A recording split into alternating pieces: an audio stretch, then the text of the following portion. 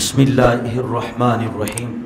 نبی پاک صاحب لولاک صلی اللہ علیہ وآلہ وسلم نے ارشاد فرمایا، لا دین لمن لا صلاۃ لہ، اس کا کوئی دین نہیں ہے جس کے لیے نماز نہیں ہے۔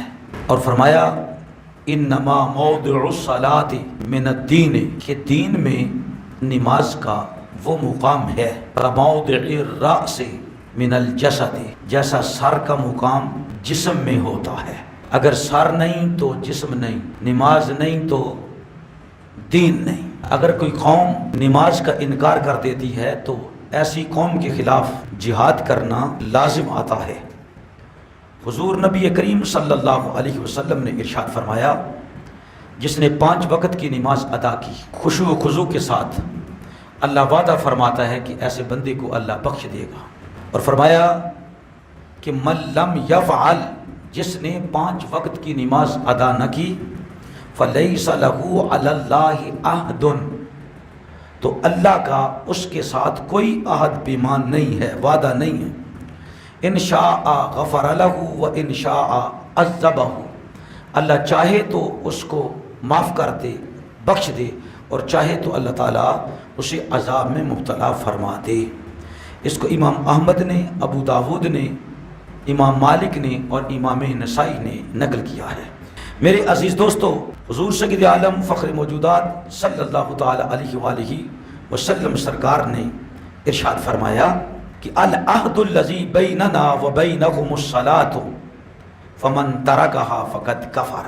سرکار نے ارشاد فرمایا، ہمارے اور منافقین کے درمیان جو عہد و پیمان ہے وہ نماز ہے، وہ نماز ہے۔ جس نے اس نماز کو ترک کیا اس نے کفر کا ارتکاب کیا۔ اللہ تعالیٰ ہم سب کو محفوظ فرمائے کفر سے۔ تو یہ عملی کفر ہے، ایک اعتقادی کفر ہوتا ہے جیسے کہ کافر ہیں، کفار ہیں، اور ایک ہے کہ عملی کفر جس میں نماز کا تارک آتا ہے، نماز کو ترک کر دینے والا، یعنی یہ ایسے ہی ہے جیسے کسی نے کفر کیا، حالانکہ وہ کافر تو نہیں بنتا، لیکن اکبر الکبائر، بہت بڑا گناہ ہے کفر کے نزدیک کہ نماز کا چھوڑ دینا۔ اس کو امام احمد نے، امام ترمذی نے، امام نسائی نے اور امام ابن ماجہ نے نقل کیا ہے۔ نبی پاک صاحب لولاک صلی اللہ علیہ وسلم ارشاد فرماتے ہیں کہ جس نے نماز کی حفاظت کی تو یہ نماز قیامت کے دن اس کے لیے نورانیت اور نجات کی دلیل کا باعث بن جائے گی۔ اور فرمایا من لم یحافظ علیہا، جس نے نماز کی محافظت نہ کی، حفاظت نہ کی، تو ارشاد فرمایا نبی پاک صلی اللہ علیہ وآلہ وسلم نے کہ لم تکن لہ نورا، نہ اس کے لیے نور ہوگا، ولا برہانا، نہ اس کے لیے کوئی دلیل اور برہان ہوگی، ولا نجاتا، نہ ہی اس کی نجات ہوگی، وکان یوم القیامت، اور نماز کو ترک کر دینے والا جو نماز کی پرواہ نہیں کرتا ہے، فرمایا ما قارون و فرعون و حامان، وہ قارون، حامان اور فرعون کے ساتھ ہوگا قیامت والے دن۔ اللہ رب العزت ہمیں محفوظ فرمائے۔ اور اس کے ساتھ کس کے ساتھ ہوگا؟ استغفر اللہ، وہ ابی بن خلف کے ساتھ ہوگا قیامت والے دن۔ اس کو امام احمد بن حنبل نے نقل کیا، امام دارمی نے نقل کیا، امام بہقی نے نقل کیا شعب الایمان کے اندر۔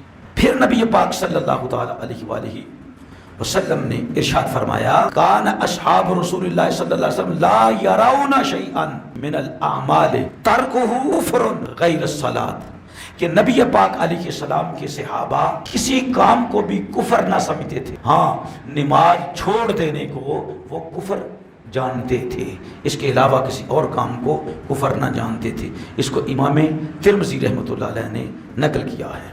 نبی پاک صلی اللہ علیہ وآلہ وسلم کے صحابی ابو دردہ رضی اللہ تعالیٰ عنہ فرماتے ہیں، میرے محبوب صلی اللہ علیہ وسلم نے مجھے وصیت فرمائی کہ اللہ کے ساتھ کسی کو شریک نہ ٹھہرانا، لا تشرک باللہ شیئا ان قطعت او حرکت، فرمایا چاہے اے ابو دردہ کوئی تجھے قتل کر کے ٹکڑے ٹکڑے کر دے، پھر بھی تو یہی کہہ اللہ ایک ہے، چاہے کوئی تجھے آگ کے اندر جلا دے تو پھر بھی کہہ کہ اللہ ایک ہے۔ اور فرمایا ولا تترک، اور نہ چھوڑ صلاتن، کسی نماز کو، نماز کو ترک نہ کر، مکتوبتن، جو نماز مکتوبہ یعنی فرض نماز ہے، متعمدن، جان بوجھ کر، فمن ترکہا، کیا ہوگا اگر کوئی اس کو ترک کر دے گا متعمدن، جان بوجھ کر، فرمایا فقد برئت منہ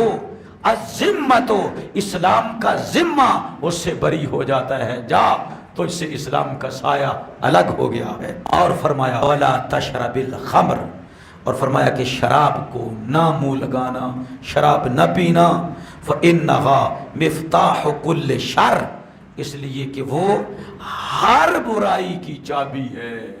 یعنی جو شرابی ہوتا ہے پھر وہ کون سا اچھا کام کر سکتا ہے، اس سے برائی ہی برائی ہے۔ اس کو امام ابن ماجہ نے نقل کیا ہے۔ میرے عزیز دوستو، نماز اتنی اہم ہے کہ اللہ جل مجدہ الکریم نے ان لوگوں کے بارے میں جو نماز ادا نہیں کرتے ارشاد فرمایا فویل للمصلین، ان نمازیوں کے لیے تباہی اور بربادی ہے، الذین هم عن صلاتهم ساہون، جو اپنی نمازوں کو بھولے بیٹھے ہیں، جو اپنی نمازوں سے بالکل بھول چکے ہیں، نمازوں کو بے خبر ہیں، الذین هم یراؤون، جو دکھلاوے کے کام کرتے ہیں۔ اور پھر دوسری جگہ پر قرآن میں آتا ہے جنتی لوگ جب جہنمیوں کو دیکھیں گے تو اوپر سے پکار کر کہیں گے ما سلککم فی سقر، اے تمہیں اس ذلیل کر دینے والے جہنم میں کس نے ڈالا ہے؟ تو وہ کیا کہیں گے؟ قالوا لم نک من المصلین، وہ کہیں گے ہائے افسوس، ہم دنیا میں نماز پڑھنے والے نہ تھے، ہم نماز پڑھنے والے نہ تھے، ولم نک نطعم المسکین، اور ہم مساکین کو کھانا نہ کھلایا کرتے تھے۔ پھر اللہ ارشاد فرماتا ہے یوم یکشف عن ساق، جب قیامت والے دن پنڈلی کھولی جائے گی، اس کا مفہوم اللہ ہی کو پتا ہے، لیکن قیامت والے دن اللہ کا دیدار ہو رہا ہوگا، کافروں کو نہیں مومنوں کو۔ تو فرمایا اس وقت پکارنے والا پکار کر کہے گا آؤ، بن دیکھے رب کو سجدہ کرتے تھے، اب رب کو دیکھ کر اللہ کی حضور سجدے میں گر جاؤ۔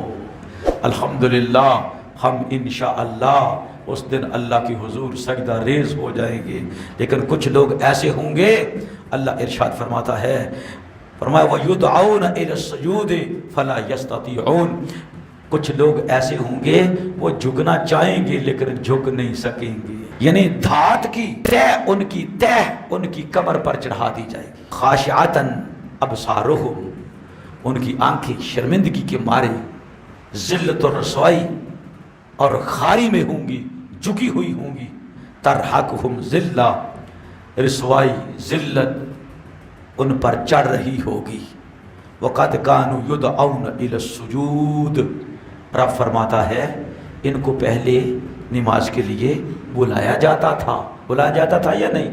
5 وقت مؤذن کہتا تھا، مؤذن کیا کہتا ہے؟ حی علی الصلاۃ، حی علی الفلاح، لیکن ارشاد فرمایا وہم سالمون، یہ سلامت تھے، یعنی کہ کمرے کو ٹوٹ نہیں چکی تھی، یعنی کہ سر سلامت تھے، یعنی کہ ہڈیاں سلامت تھی، لیکن سالم ہونے کے باوجود بھی یہ نماز پڑھنے کے لیے، اللہ کو سجدہ کرنے کے لیے نہیں آیا کرتے تھے۔ اس لیے قیامت والے دن یہ ارادہ کریں گے جھکنے کا، لیکن پھر بھی جھک نہ سکیں گے، اللہ کو سجدہ نہ کر سکیں گے۔ اب میرے دوستو دیکھیں اسلامی معاشرہ وہ کیسا پاکیزہ معاشرہ ہے کہ ارشاد فرمایا حضرت عمر بن شعیب رضی اللہ تعالیٰ عنہ نے اپنے باپ سے اور انہوں نے اپنے دادا جان سے، قال رسول اللہ صلی اللہ علیہ وسلم مروا اولادکم، تم اپنی اولاد کو حکم دو بالصلاۃ، نماز پڑھنے کا، کب؟ وہم ابناء 7 سنین، فرمایا جب 7 سال کی عمر ہو جاتی ہے۔ پتہ کیا چلا کہ 7 سال کی عمر سے پہلے بچے کو نماز سکھانا، اس کو پڑھانا، مسجد کے آداب سکھانا یہ لازم اور ضروری ہے، تبھی تو بچہ نماز پڑھے گا نا۔ تو فرمایا اس کو حکم دو کہ وہ نماز ادا کرے۔ کتنے سال کی عمر؟ 7 سال کی۔ اب تو 70 سال کے بوڑھوں کو نماز نہیں آتی، یہ اپنے بچوں کو نماز سکھائیں، یہی قرآن کا حکم ہے، یہی رسول اللہ صلی اللہ علیہ وسلم کا حکم ہے۔ میرے عزیز دوستو پھر نبی پاک علیہ الصلوۃ والسلام نے ارشاد فرمایا وَاضْرِبُوهُمْ عَلَيْهَا، اور ان کو مارو وہم ابناؤ 10 سنین، جب ان کی عمر 10 سال کی ہو جائے۔ اگر 10 سال کا بچہ نماز نہیں ادا کرتا، اس کو لٹاؤ اور اس کو پھینڈی لگاؤ تاکہ وہ نماز پڑھنے لگ جائے۔ اور فرمایا وَفَرِّقُوا بَيْنَهُمْ فِي الْمَضَاجِعِ، اور جب ان کی عمر 12 سال ہو جائے، کتنی؟ 12 سال، تو پھر بچوں کو ایک دوسرے سے جدا کر دو، ایک دوسرے سے جدا کر دو۔ یعنی اگر بھائی بھائی ہیں تو وہ ایک بستر پر پھر نہ سوئیں۔ اسی طرح حکم ہے عورتوں کا، لڑکیوں کا، کہ وہ بھی آپس میں ایک دوسرے کے ساتھ نہیں سو سکتی ہیں، ایک دوسرے کے ساتھ نہیں سو سکتی ہیں۔ اس کو امام ابو داود نے نقل کیا ہے، اس کو امام ابو داود نے نقل کیا ہے، اور صاحب مشکات نے مشکات کے اندر نقل کیا ہے۔